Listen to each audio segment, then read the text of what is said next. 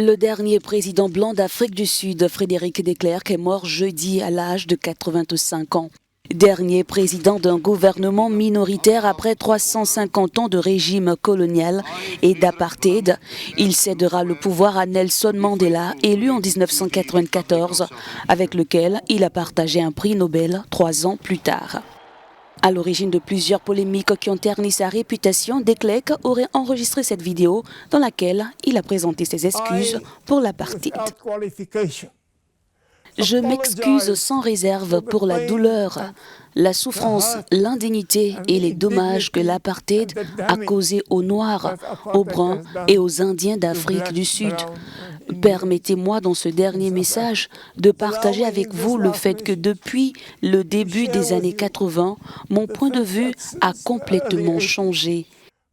Et du fond du cœur, j'ai compris que l'apartheid était une erreur. Jusqu'en 2020, Frédéric de Klerk n'avait pas présenté au nom du Parti national qui a instauré le régime ségrégationniste de profondes excuses à la nation pour les terribles méfaits de l'apartheid. À l'annonce de sa mort, le président sud-africain a salué son courage. Il a joué un rôle clé dans l'avènement de la démocratie dans notre pays.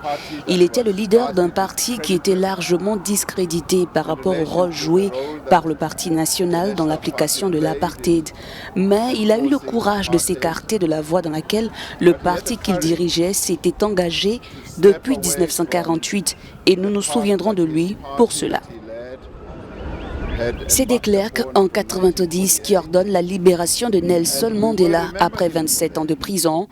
En 1996, de Klerk avait démissionné du poste de vice-président, reprochant à la nouvelle constitution de ne pas assurer le partage du pouvoir avec les Blancs. La date et le lieu de ses funérailles doivent encore être précisés.